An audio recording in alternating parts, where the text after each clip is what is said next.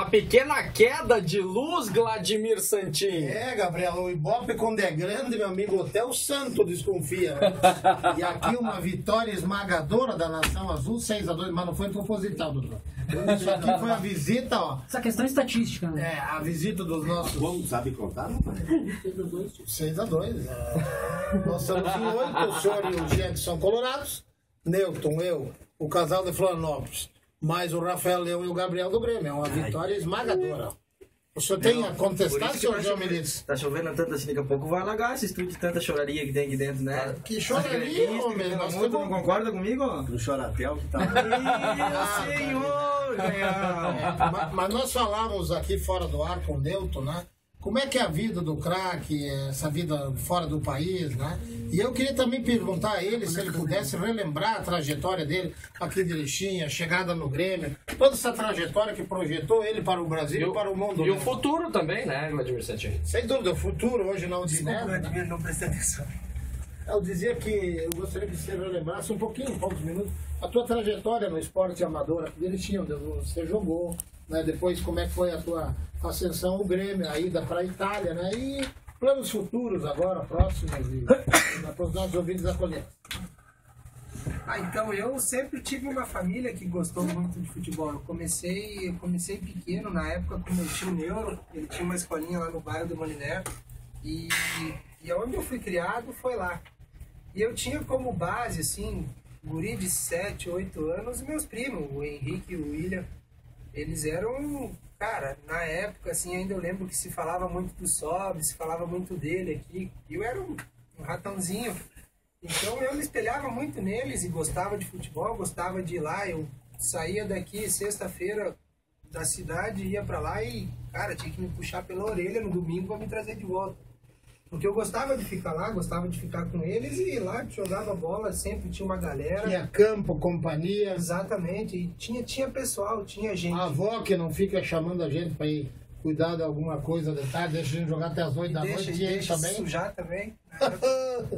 Então começou ali essa paixão por futebol. E depois quando integrei aqui ao Medianeira, na época que tinha um irmão que apostava muito no futebol, e ele começava a montar times assim para jogar jogos escolares, essas coisas, e ali foi pegando aquela... Foi uma semente para o amanhã. Exatamente, era o que eu gostava de fazer na época, e é onde integrava assim os amigos, assim, o que a gente podia fazer na época para estar junto era jogar futebol. Então nisso foi... Nelton, todo mundo sabe que a tua carreira hoje está consolidada, tu está jogando na Itália. Mas tem uma pergunta aqui que eu vim já pensando em fazer e eu acho que todo mundo gostaria de saber. Você, como na Itália, você já deve ter jogado contra Messi, Cristiano Ronaldo, acredito que sim. Se você já jogou, fala pra nós qual é a sensação de tu jogar contra esses caras, o que eles fazem dentro do campo, porque eu acredito que seja sensacional para um jogador, poder estar ao lado jogando contra Cristiano Ronaldo, Messi e companhia limitada. Olha, cara, eu não sei explicar porque eu gostaria de ser o que eles são, né?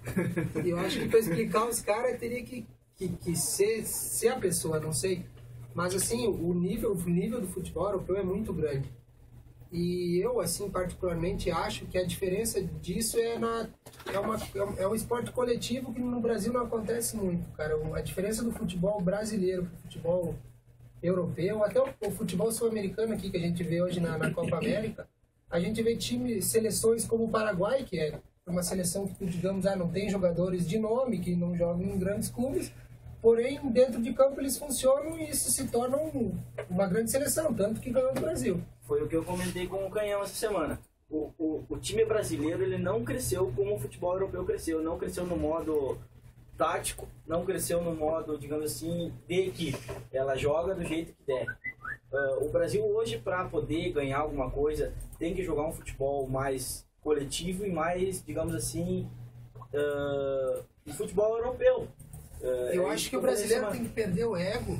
O brasileiro tem que perder o ego de achar que ainda é o melhor e a gente parar de achar que a gente é o país do futebol. A gente não é mais isso. Não é mais isso, E concordo. a gente vê assim, na Europa, a gente vê a geração de treinador novos com metodologias novas, e isso vai implantando e vai aumentando assim o futebol, o conhecimento. E aqui no Brasil a gente ainda tem aquela coisa Cara, muitos treinadores, eu acho, aqui no Brasil não são treinadores, são escalador de time. Diferente de treinador.